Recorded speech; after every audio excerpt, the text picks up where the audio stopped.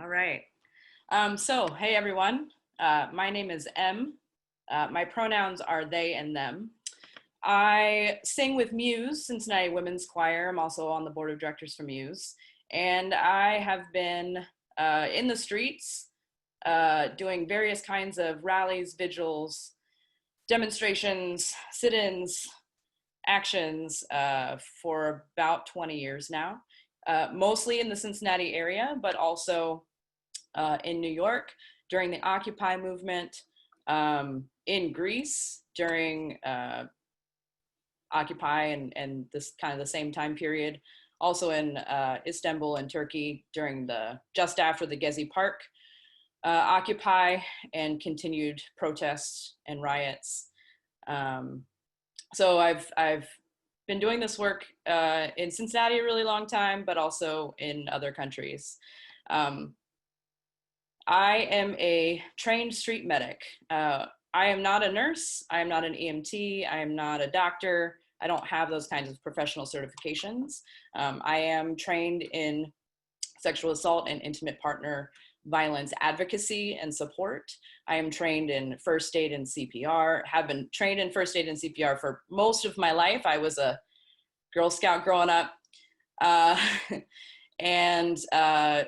my, also the Hunger Games symbol, right? As my activism has grown over the years, I've realized that I needed to take on a better, deeper role within the movement. For me, I'm a caretaker by nature. I'm calm in crisis, and I can de-escalate a lot of situations. So for me, stepping into a medic role and getting training for that was really, really critical and also just really amazing. I got street medic certification or street medic training, which is a full, at least 20-hour training. I was trained through the Central Ohio Street Medic Collective, also known as Cosmic in Columbus, Ohio. Trainers from Baltimore Medic Collectives and Denver Medic Collectives were also there to train us. So just so you know, if you are only in Cincinnati or if you're coming in from elsewhere, there are medic collectives all over the country doing this work, doing these kinds of trainings. A preface for this is that this training, this workshop, this webinar is not a street medic training. After you watch my wonderful face and my PowerPoint presentation, you will not be trained to be a street medic. This training is only for protest health and safety, meaning you are showing up to an action as a participant, not in a leadership role, not as a marshal, not as a medic. You cannot put a cross on your arm and carry a bag of Band-Aids and call yourself a medic after watching this presentation. I want to be very clear on that. First aid, basic first aid and CPR skills are great to have, really, really important. But rule number one of street medicing or even just helping people in general is stay within your scope of practice. If you only have been trained in first aid and CPR and you see somebody in distress, you can go to them and say, hey, I know first aid and CPR. Would you like me to help you? Consent is the number 2 rule, right? Stay within your scope and always practice consent.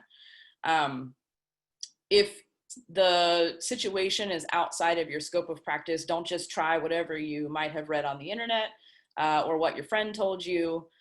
Please seek higher care by calling a street medic or taking that person to calling an ambulance or taking that person to a hospital for higher care, okay? Please don't practice outside of your scope. So with that, I'm going to go ahead and get started with the PowerPoint. We are limited on time, so I apologize in advance if I talk too fast through things. If you have questions, please send those directly in the chat box to Peaslee Center, the host, and questions will be answered at the end. With that, I'm going to share my screen.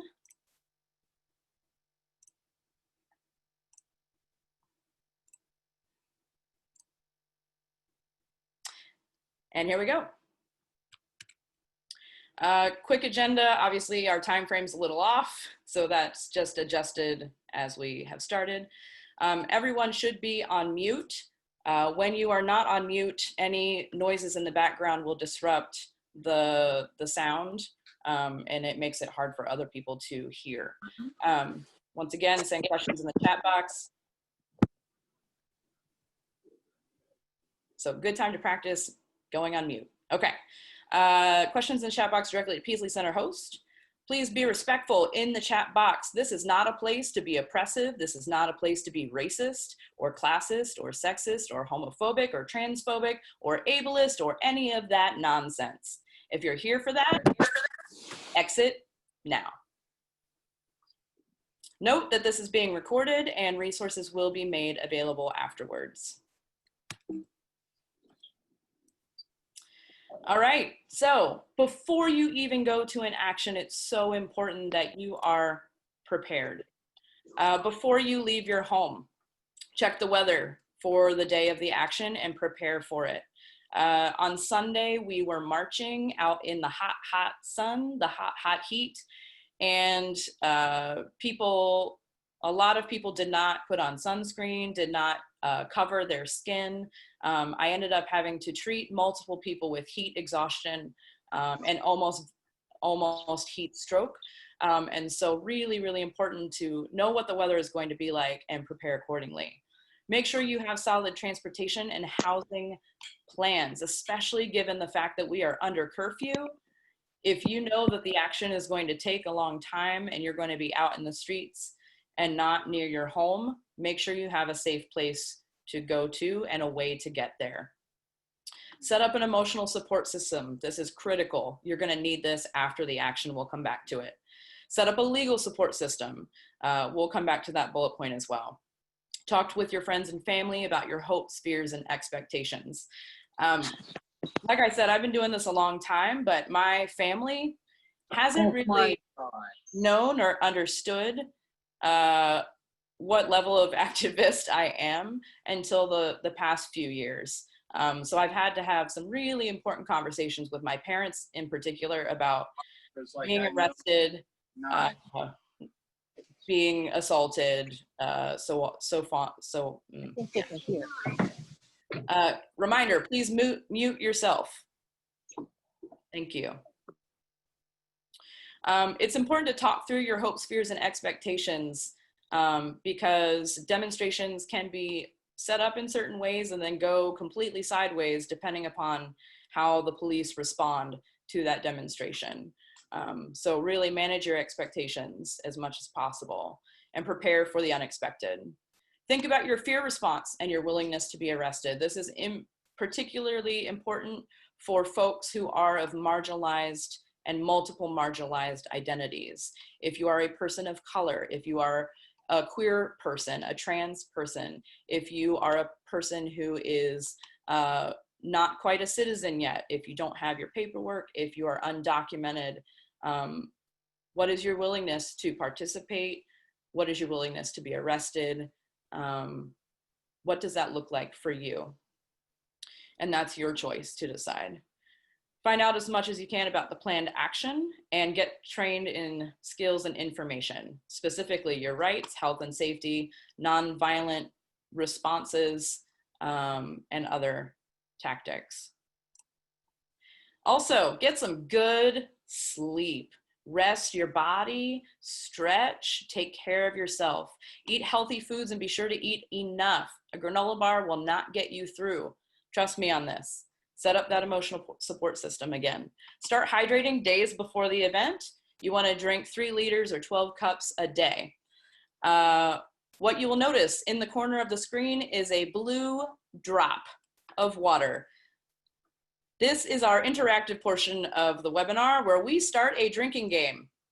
So I have a 48-ounce bottle of water next to me right now. Every time you see that drop of water, I encourage you to take a sip or more. So I'm gonna drink some right now.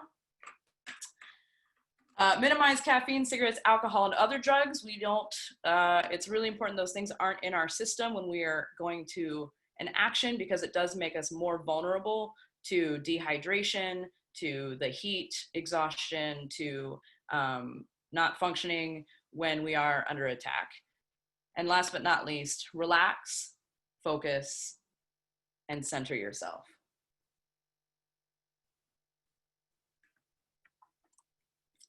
How's the weather? What to wear, what to prepare. So really, really important, not just like what's the climate looking like, but you have to prepare for any possible situation. So wear clothing that protects your skin from the sun, chemical weapons, and possible injury. This can range from long sleeves, pants, and a water repellent outer layer. Some people wear knee pads and arm braces if they are anticipating police brutality. You can cinch clothing at wrists and ankles to keep chemicals out. And beware of overheating and dehydration in these clothes. Always wear closed-toed shoes with rubber soles that you can run in. Boots are also great. They're not necessarily as mobile as sneakers or tennis shoes, whatever your vocabulary is. But make sure that you are wearing closed-toed shoes. Extra socks are helpful against blisters or if your feet get wet or dirty. So maybe pack a pair of extra socks in your bag. Face masks. Hey, we are in a pandemic. Face masks are also great for avoiding facial recognition and protection from chemical weapons. We'll come back to that. Wear glasses, not contacts, if you happen to have a visual impairment. Contacts will trap chemicals against your eyes, causing long-term damage. So wear the glasses. If they get knocked off your face or broken, that's a lot better than losing your eyesight. Water-based sunscreen, sunglasses, and a hat perhaps. You'll notice in this photo, I'm not wearing a hat. I got a little bit of sunburn on my head. I am wearing a mask following those pandemic protocols. I don't have sunglasses, see the squinty face. Caution, do not wear oil-based products. These will trap chemicals, specifically tear gas and pepper spray, on your skin and make it a lot harder for you to get that burning sensation off.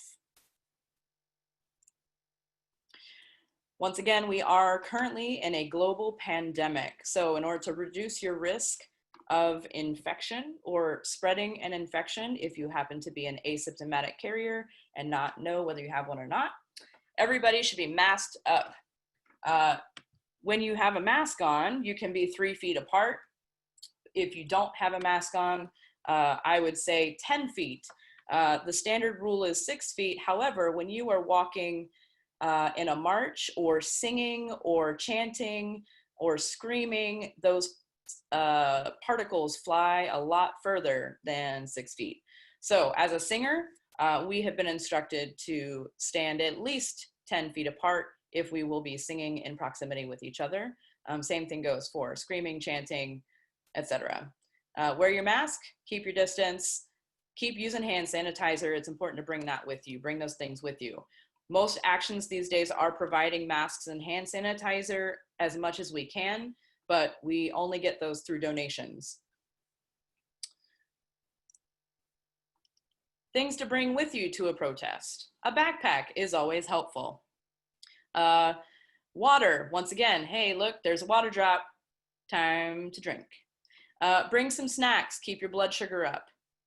Bring any medications that you usually take at certain times of day. And also maybe a little bit extra in case you get detained and put in jail. Really important, you can ask for your medications. Now, will they always give them to you? No. And we've been hearing reports of that from current protesters who have been released from the Injustice Center here in Cincinnati. Assistive devices. So if you are hearing impaired, have mobility issues, bring whatever it is that you need to make sure you can get around, communicate, etc. A map. This is really important if you are going to an action in an unknown area, a city that you don't live in or a neighborhood that you don't live in and don't really know the lay of the land. Money, camera, power bank. Our phones are dying a lot faster out there, so bring backup.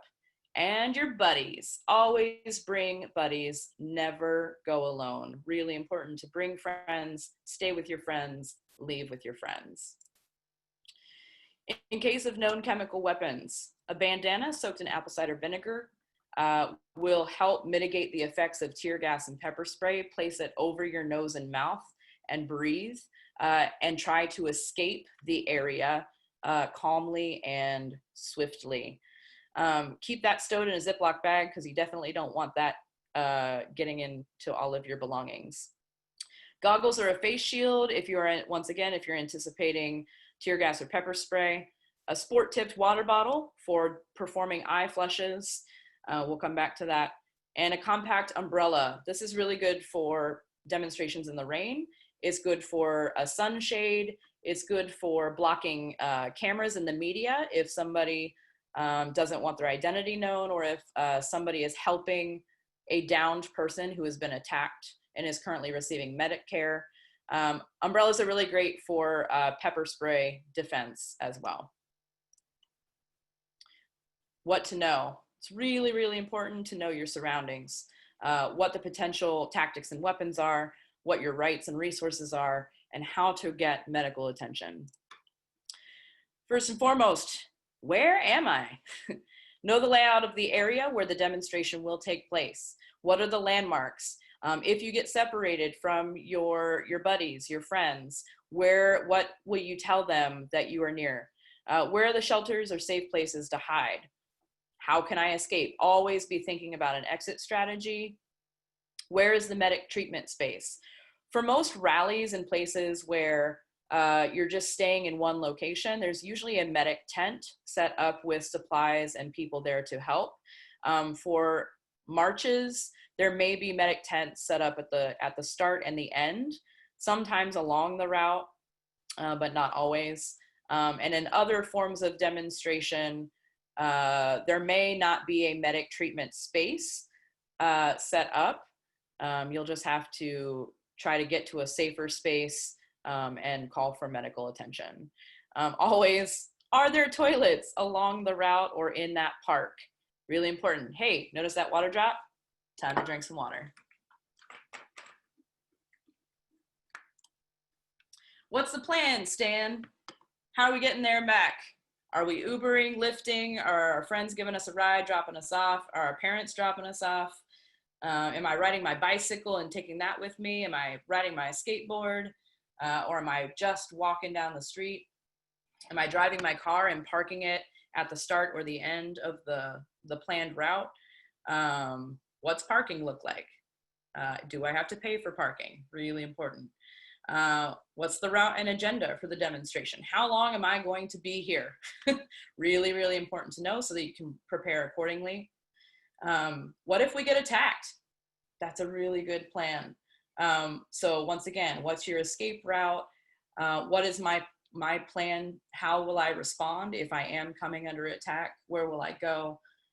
What if we get arrested, detained, or deported?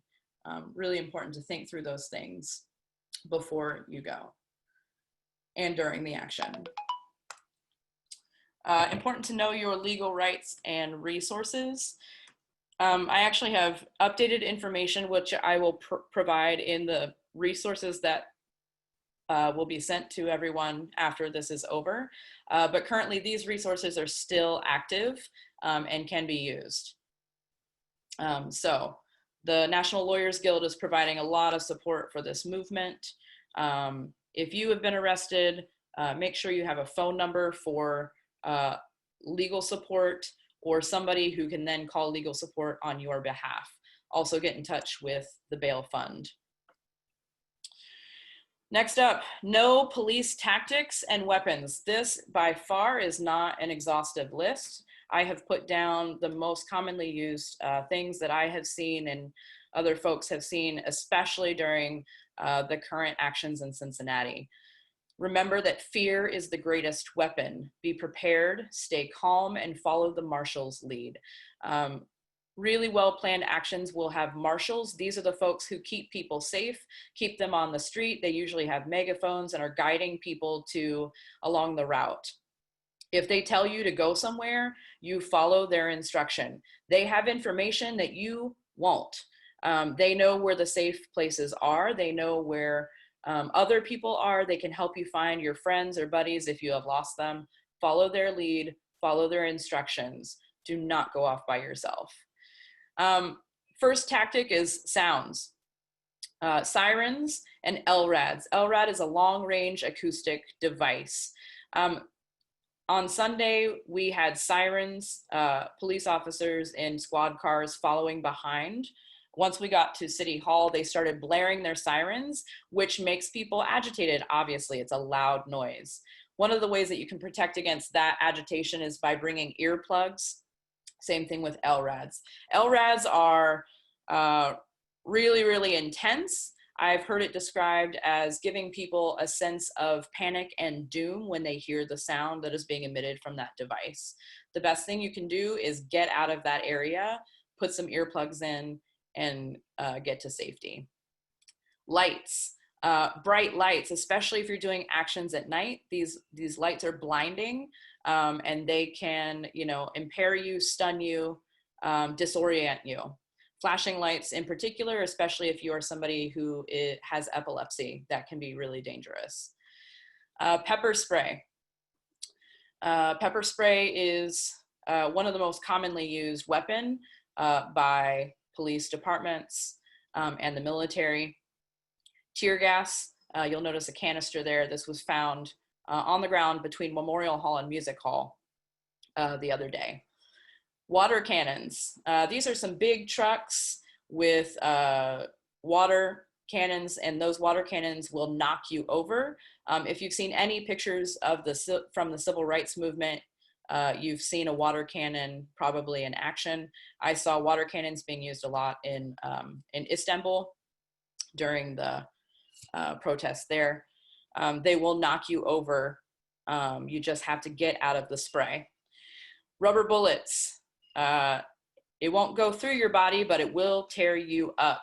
I saw a picture. I didn't want to put it in the presentation for trauma reasons, but I saw a picture of a person who was hit with a rubber bullet or a beanbag shot in their hand, and their hand was really messed up.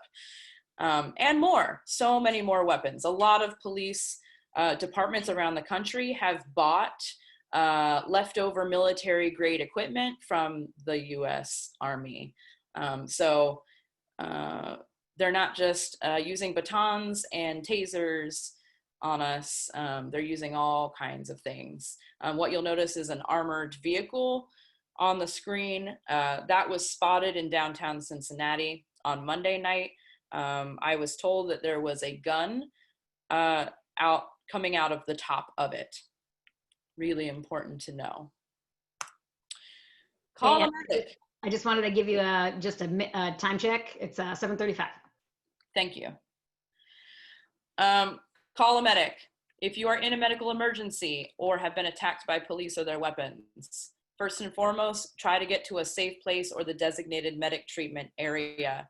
If you cannot get to one of those places, or even if you have been able to get to a safe place or safer place, call for a medic by putting your arms above your head in a cross position, and I will demonstrate that once I stop sharing the screen. Try to stay calm. I know this is the hardest thing to do when you are under attack, but the best thing that you can do is stay calm, stay cool, walk to a safe place if you can, run if you absolutely have to. Just know that if you run, there's a possibility that you might fall and hurt yourself, twist an ankle, etc. But call for a medic, especially if you aren't trained in any type of first aid, CPR, or medic training, or if you have sustained injuries that you cannot treat yourself.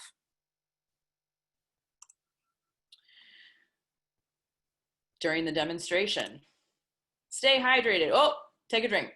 Eat your snacks. Take breaks as needed to eat, drink, use the restroom, get in the shade, take your medication, check in with your buddies.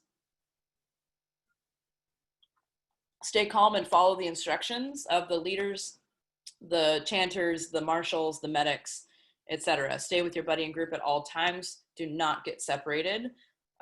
It's a common police strategy to trap people and separate people, especially during arrest. So really, really important, stay with your people.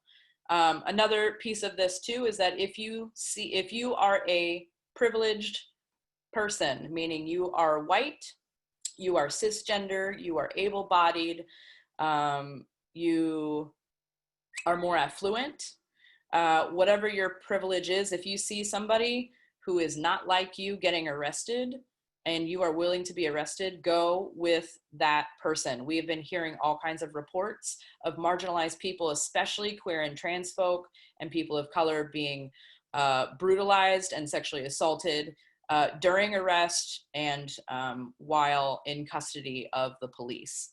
Yes, right here in Cincinnati.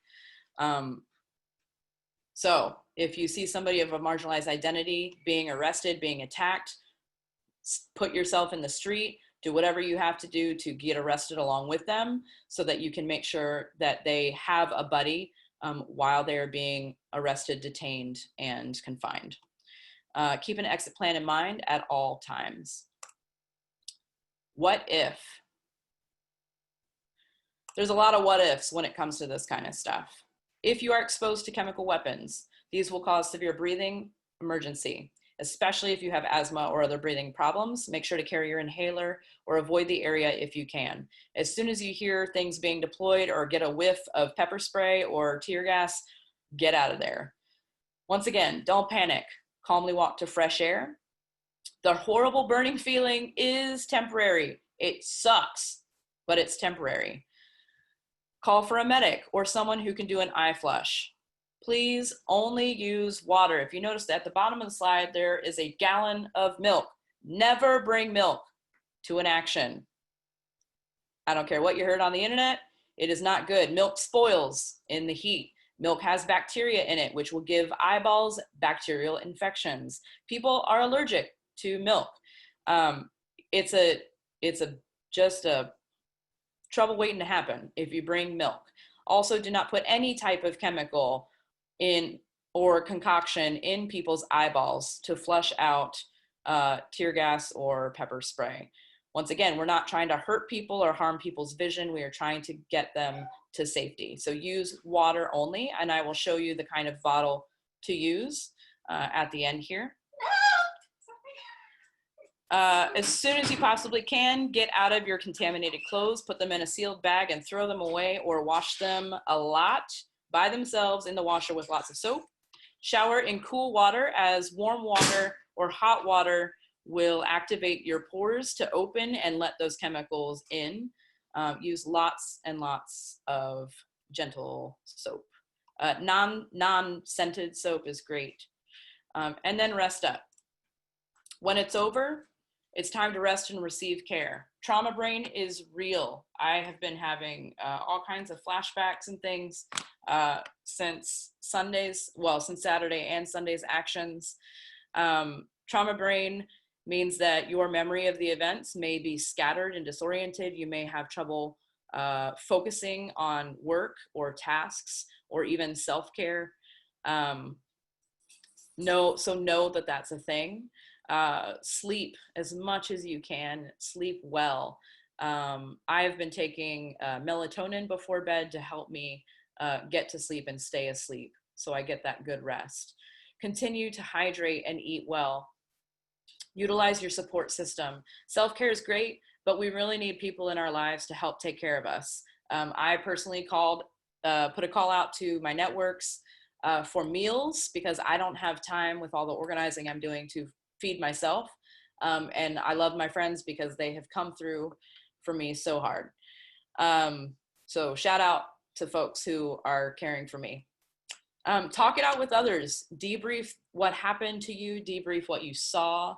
Write it down if possible, especially if you were under attack or you witnessed an attack at the hands of the police.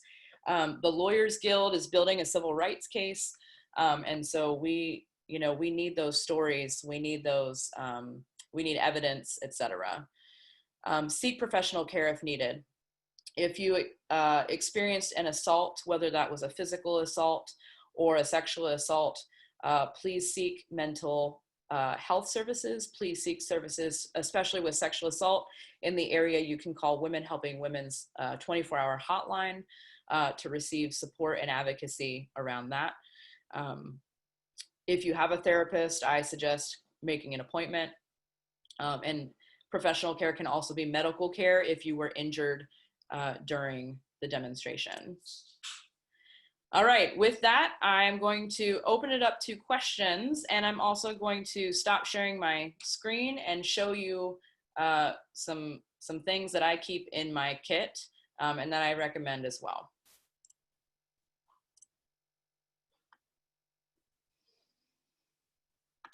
All right, so a couple things really quickly. When you are calling for a medic, it's going to look like this, okay? I need a medic, especially if your eyes are closed due to tear gas. I need a medic, somebody help me, I need a medic. Call specifically for a medic, okay? That's how you do that. When it comes to your masks, these masks, the handmade masks are great.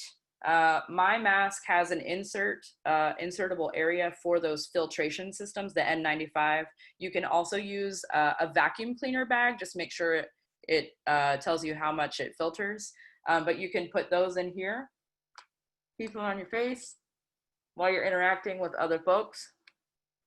Really important, once again, this disrupts any facial recognition or some facial recognition, keeps your identity safe.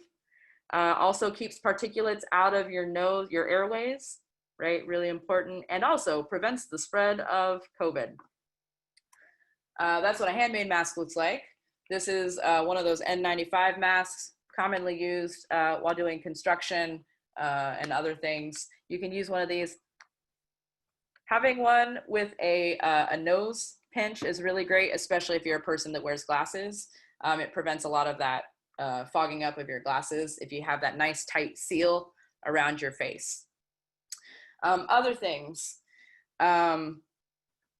This is a sport tip water bottle. Now, if you're a street medic, we keep these. Notice mine says eyes only. I do not drink from this water bottle during an action. I carry separate water. Have you been taking the water challenge?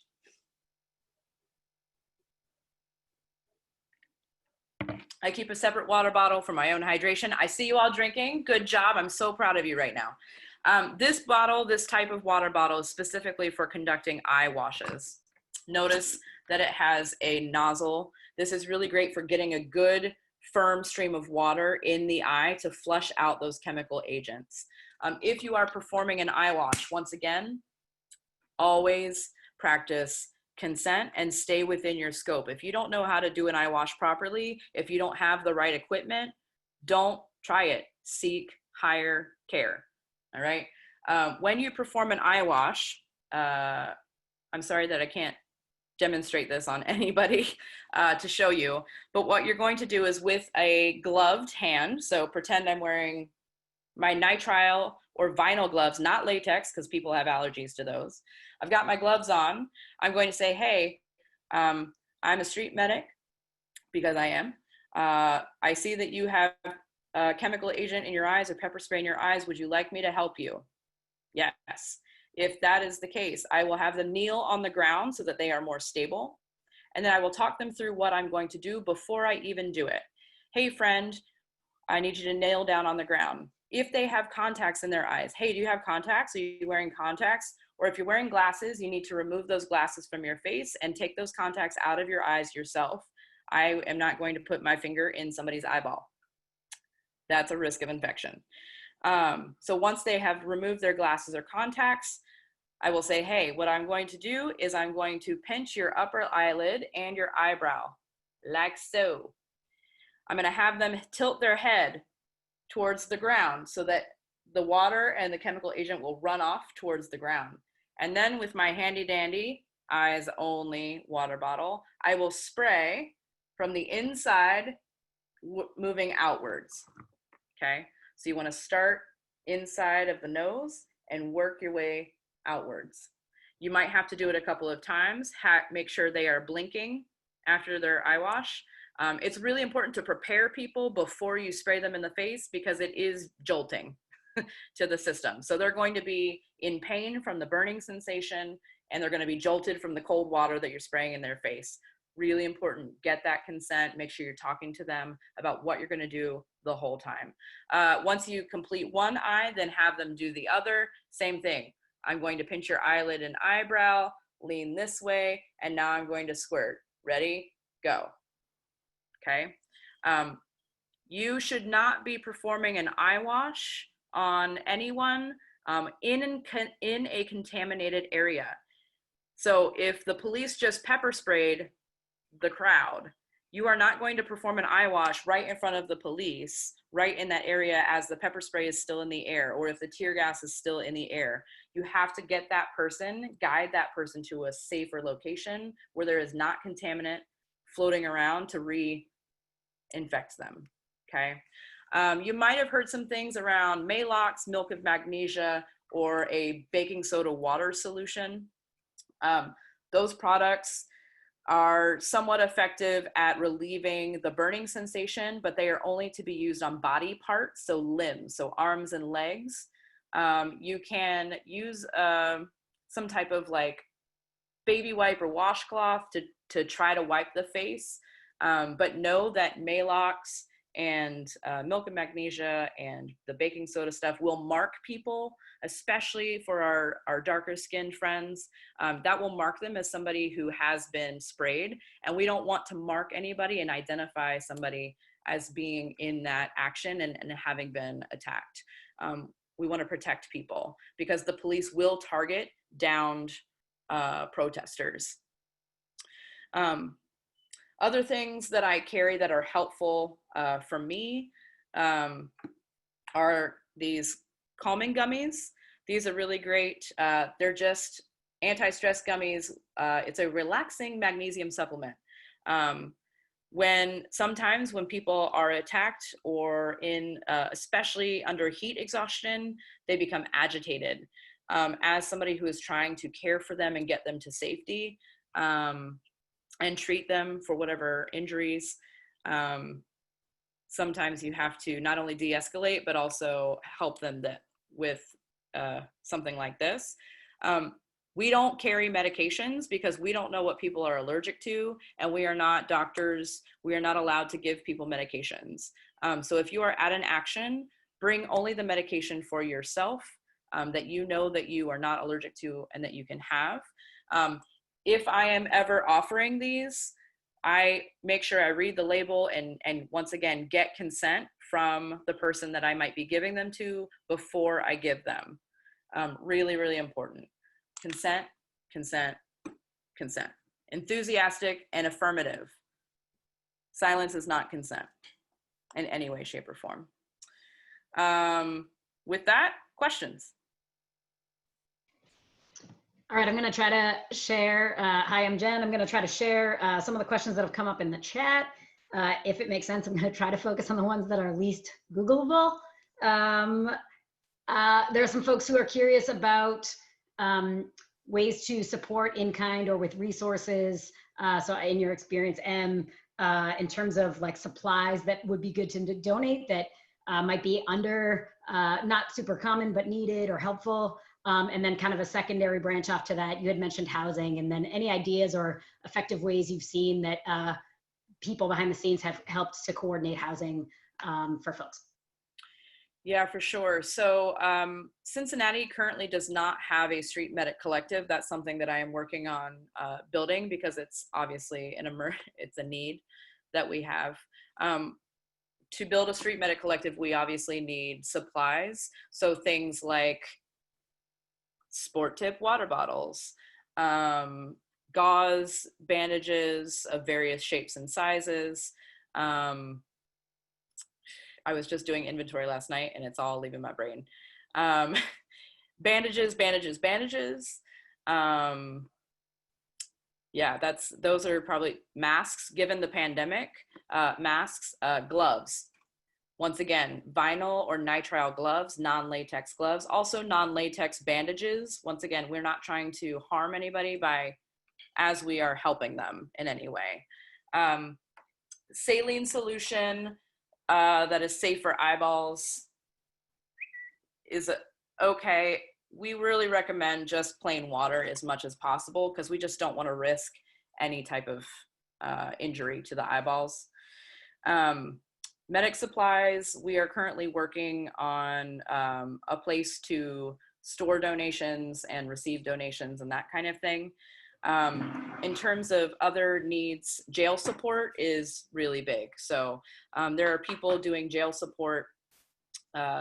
They have set up tents and tables outside of the Injustice Center with food, water, power banks. A lot of people have their phones confiscated during arrest and things, and then they're depleted when they get out, and they can't make a phone call to get a ride or things like that. So transportation, if people can provide safe transportation to release folks to their home or to a safe house, that's really needed. I'm also hearing needs of clean clothing because I don't know if you've seen the videos or heard about the people who were detained outside for 10 hours with no food and no water and no access to a bathroom, which means that they were dehydrated. They suffered physical and emotional attack, and also had to just use the restroom in their clothing. So anything to help get people feeling human again and restore their humanity and their dignity after being released is really, really critical. We are arranging for trained nurses and things to be outside of the jail to take care of people, to assess injuries, to document injuries, and to treat any injuries sustained during an action or during being held by the police. Other needs in terms of safe houses, like really, really important to open up your doors to your neighbors, especially while these curfews are going on. If you see protesters stuck in the street and they are trapped by the police, which is a common tactic, offer shelter. We've been getting reports of people in Cincinnati, people in New York, people all over the country. Literally, as the police are trapping people, people are opening up the doors of their homes, bringing in 20 or more people into their home and closing the door on the police because they can't go into private property without, the proper warrants and things like that. So that's critical, a critical need. Yeah. Great, thank you. Do you think we have time for a couple more? You get some. Yeah, I'm good to go. All right. Okay, specific to COVID, someone posed a question if they are, if folks are immunocompromised, but really want to have some sort of presence out in the public, in the street, are there safe ways to do that, or any ways that you would, any wisdom you could share on that topic? I mean, it really comes down to personal choice, right? Like, your body the best, your immune system the best, what your limitations are the best. I would say that if you do have any type of compromised immune system or breathing issue, right now, a lot of the demonstrations, while they are starting off as peaceful demonstrations, the police are pushing us and kettling and trapping and attacking before curfew, before anybody has done anything to promote such violence. And I would say at this point, at this stage in the game, because tear gas and things we have witnessed them being deployed, I don't recommend people showing up especially with COVID, if you are immunocompromised or have breathing issues. But that, once again, is your decision to make. What I would recommend is that you let your buddies know, whoever you come with, let them know where your medications are, where your inhaler is, where your EpiPen is, what your restrictions are, wear a mask at all times, sanitize, keep your distance as much as possible from other people, and let the medics know. I had an older woman, she was kind of, I was medicing in the back of the march on Sunday. And I saw that she was moving a lot slower than other folks, and I checked in with her, and she told me that she had some type of compromised immune system going on, and was asking me like what to expect and when she should leave and that kind of stuff. And so, I told her, but it was really great that she told me that she had that issue, because then I could keep eyes on her, or make sure that I got her to safety, prioritize her safety if necessary. So make sure medics know, make sure your friends know, have a plan in place. Ultimately, that's your decision. Because of COVID, we do know that the Jewish Hospital and I think Mercy Health Centers are offering free COVID testing. So, I've been out in the streets with thousands of people this weekend doing actions. And I am planning on, isolating as much as possible, washing myself from head to toe as soon as I get home from those actions. I plan on getting tested at some point when I can, just to make sure that I'm in the clear and that I'm also not putting other people in danger. And that testing is free from what I've heard at the Jewish Hospital and Mercy Hospital systems. Great, thank you. I just wanted to draw folks' attention that Mona shared in the chat that donations can be dropped off at the Greater Cincinnati Homeless Coalition. She listed their hours in the chat. So for those of you who are following up with those added questions, that's a good place to know of. I just want to address this, Em, because you had mentioned people being prepared by kind of knowing as much information about the action ahead of time and plotting their route.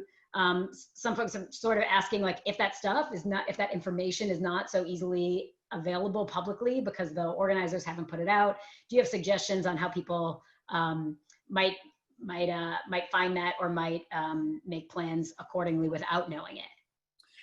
Yeah, for sure. So the things you want to look for is in any event invitation, you want to look for what type of event it is. So if it's a rally, it's most likely going to be it's going to stay in one location. If it's a march, you know that you're moving from point A to point B, whatever those locations and destinations are.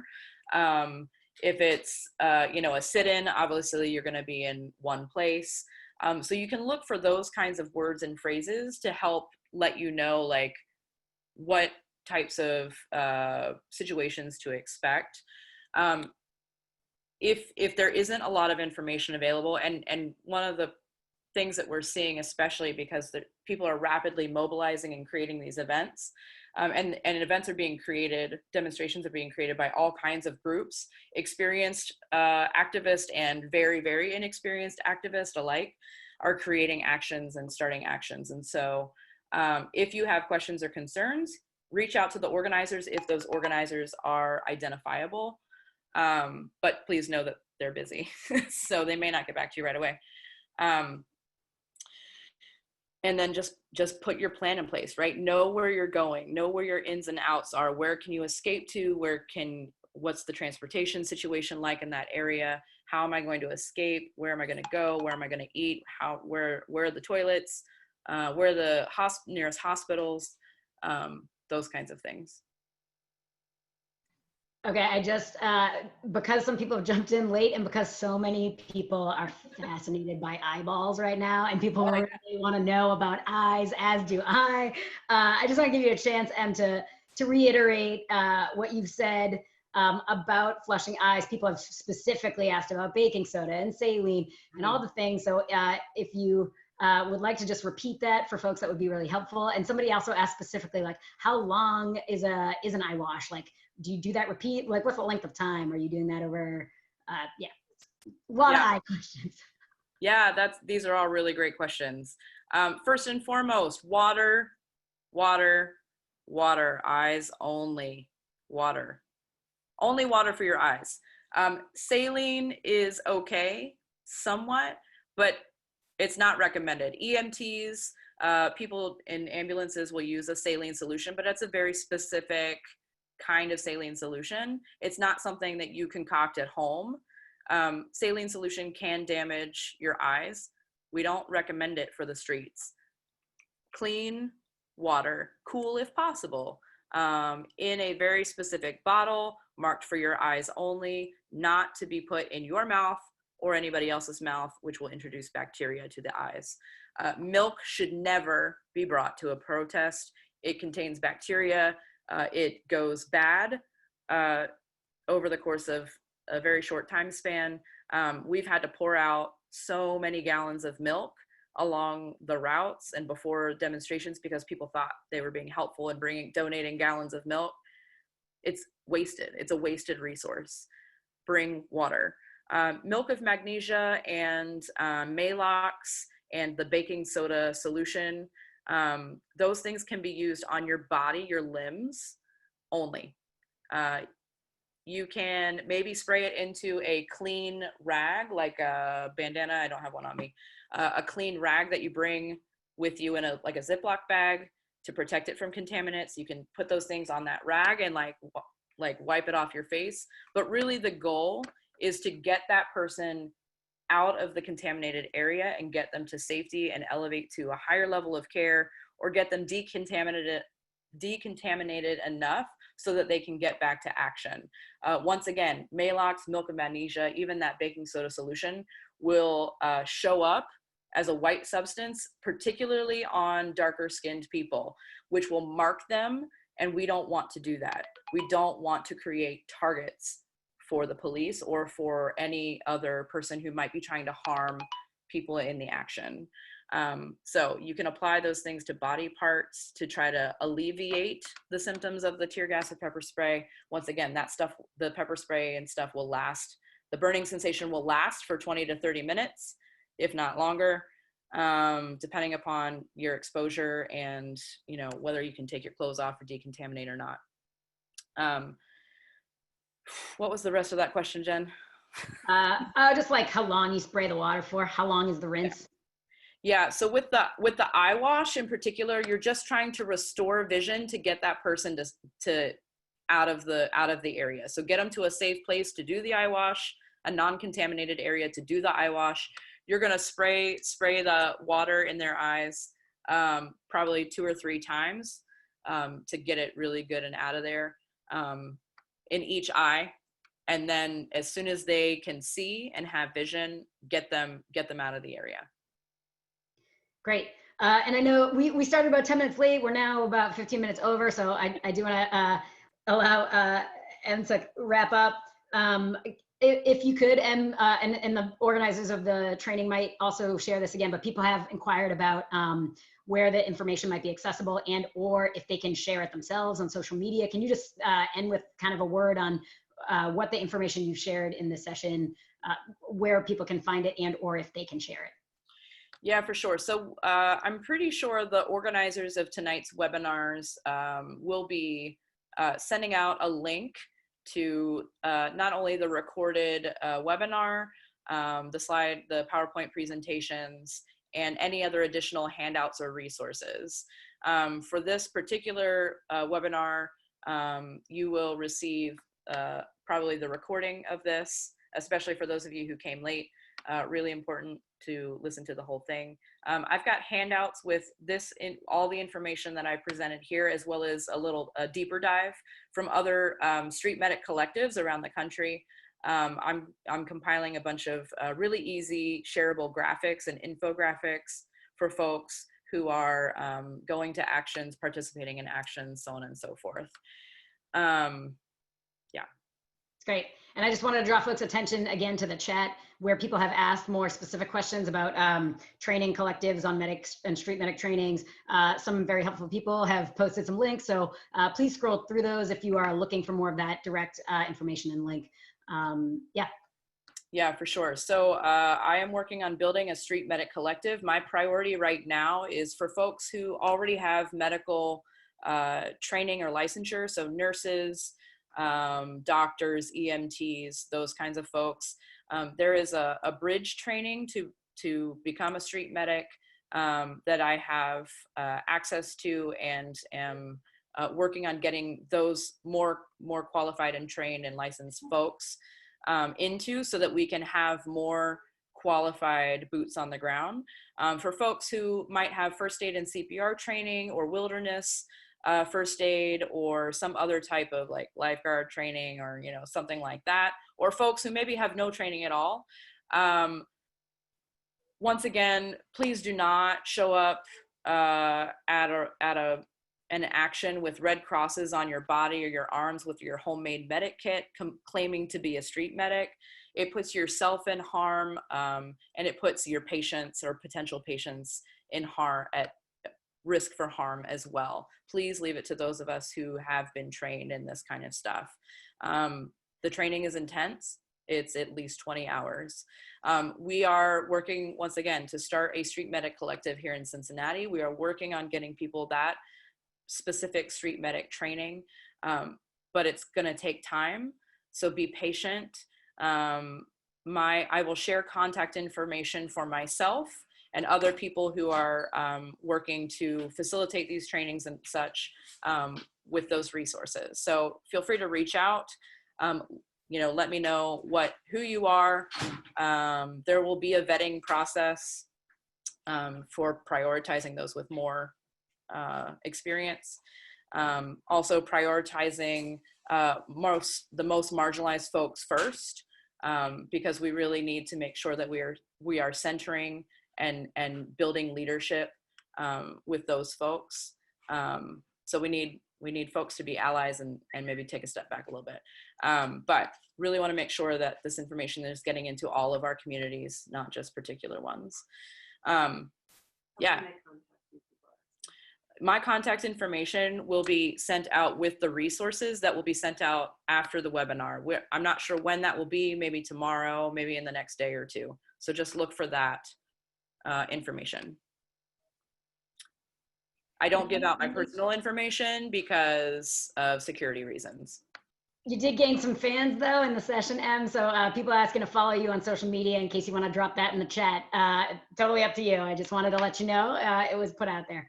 Yeah, actually, let me address that really quickly. So social media is a great tool for, you know, organizing, kind of getting people together and making people aware of situations. But social media has a lot of security flaws.